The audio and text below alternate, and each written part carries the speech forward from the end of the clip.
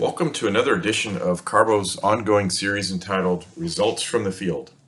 Hello everyone, my name is Terry Polish and I'm the Global Engineering Advisor here at CARBO Ceramics. And today I want to review a case history in which a Middle East operator used our CARBONRT or non-radioactive detectable proppant technology to evaluate perf cluster efficiency in their horizontal well. Alright, so before we get into the case history itself, I do want to cover a couple of the basic features about CARBONRT and its benefits. So CARBONRT is a non-radioactive traceable proppant. It's made by taking an inert tracer, a rare earth oxide, and incorporating it into every one of the grains. This rare earth oxide is added at a very low percentage, and it has no impact on the MSDS sheet. It also has no impact on the physical properties of the proppant. This taggant is added during the manufacturing process, and in the case of NRT, it's added into every grain, and then that proppant replaces all the proppant in the design. In the case of NRT Ultra, we add the taggant to every grain. However, we only substitute 5 to 10% of the proppant volume in your design with the NRT Ultra. So it's a concentrated version of NRT. Now this product is made in the pellets, it's centered into place, and as long as the proppant is there, the NRT taggant will always be there as well. It's detected using a pulsed or a compensated neutron log. We prefer the pulsed, but either one works. Over here you can see an example of a neutron log before and after. You can see the separation where the taggant has absorbed the neutrons, and anywhere you see yellow or a separation is where there's NRT proppant. And it's a field-proven technology. It's been proven in over hundreds of installations worldwide. So there are many benefits that are derived from these features of CARBONRT, the first of which is the ability to detect proppant in the near wellbore. This can be used, of course, to provide your frac height in a vertical well, or perhaps proppant placement in vertical and horizontal wells. It can also be used to detect cement in a unique application. The tracer itself is inert. The proppant is inert. There is no radioactive portion to it, so it's safe. There's no environmental issues or special handling. It has no half-life. That taggant is in the grain for the life of the proppant, so that it can be logged at any time or as many times as you wish into the future. It doesn't change the physical properties because the taggant is in there at such low concentrations, so there's no impact to your conductivity of your proppant pack. And lastly, it can be incorporated into any of CARBO's ceramic proppants, as well as it can be added or substituted for a portion of the sand in a sand design. In this case, you would be using the NRT Ultra. All right, so next let's get into the case history.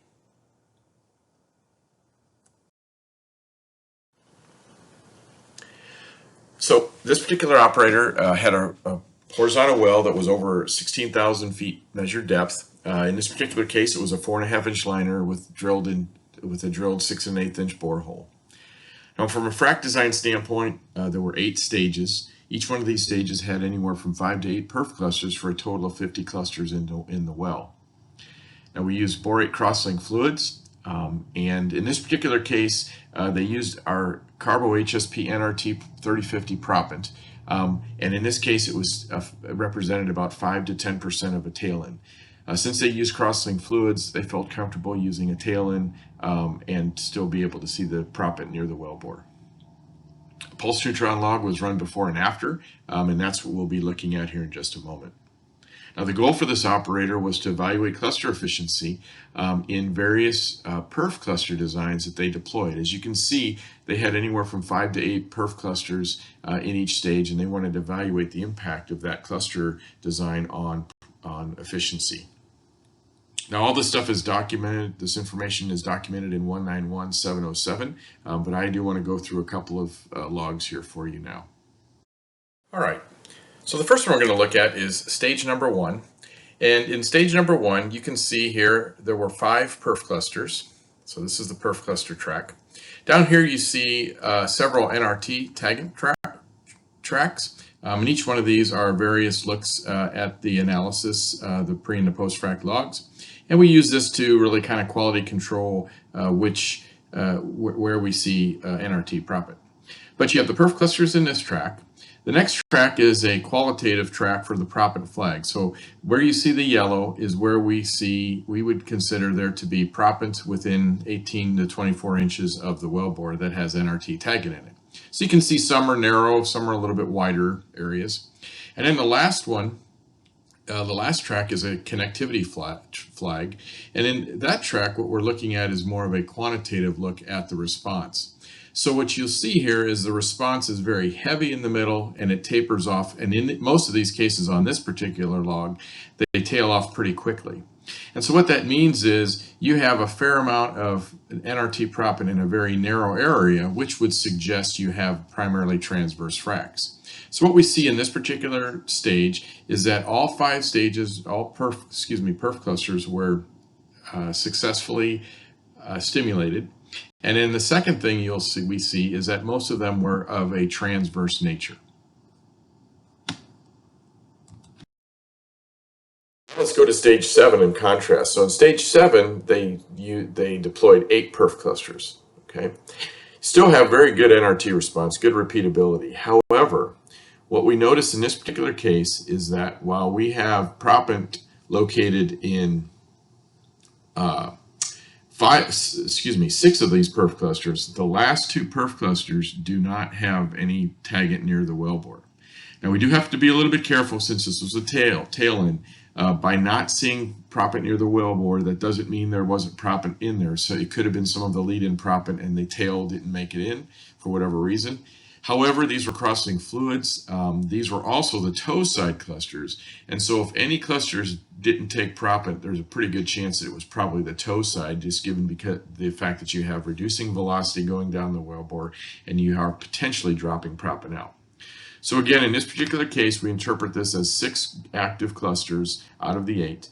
The other thing that's interesting is if we look at the connectivity flag, these are not narrow peaks anymore. You actually have a lot more what appears to be either longitudinal looking fracs, or perhaps you have cement issues, or in the case of, let's say, this perf cluster here, this just might mean that you aren't completely at 90 degrees, you're at something less. And so what we're seeing is the main repeatability of the frac, but then we're seeing an actually cross-cut. So in this case, while we saw 6 of 8 perf clusters active and we saw good NRT signal in them, it does appear to be some longitudinal or perhaps some cement issues here.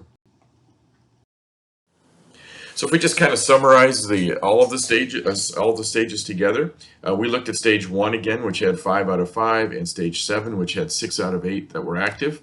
So the green represents what were considered active clusters. The red were considered non-active clusters, so we saw an example of that in the previous slide.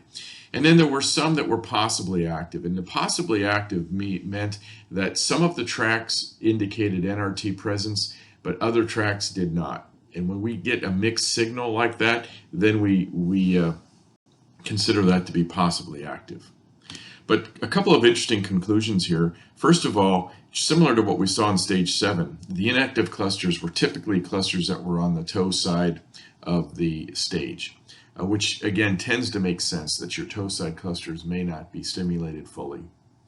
The other thing that was interesting about this was really, regardless, with the exception of stage 5, which had a screen out, regardless of which perf configuration you're at, you roughly are able to stimulate or have an active cluster count of about 5. So you could get 5 out of 5, or you could go to 8 clusters and still only get 5. Again, we do have to be a little bit careful with our interpretation given that we were tailing in. So let me just summarize. So again, CARBO's NRT proppant technology is a proppant tracer technology that does provide near wellbore location. It is not radioactive, so it does not contain any of the H&S hazards that are associated with radioactive tracers and other concerns. There's no half-life, so you can log at any time, and it's placed in every grain and does not impact the MSDS or the physical properties of the proppant. Now, this product is, again, field proven. It's been around for over 10 years and been used in treatments worldwide. It's been well documented in SPE papers. It can provide proppant frac height and proppant location in vertical wells, as well as proppant location in horizontal wells. And while we didn't talk about them today, there are other applications that we will talk about in future installments. One in which an operator used the proppant to see cross-cutting fractures into an offset well, and in another application where an operator used the NRT platform to detect cement. So with that, I'm going to close. I do want to draw you to our website, www.carboceramics.com, if you want more information on any of our proppant technologies or our strategy and consulting or our Frac Pro software. And if you have any questions from me, I'd be happy to answer them. You can contact me at my email address listed there below. And with that, I'm going to close, and I want to wish everyone a great day.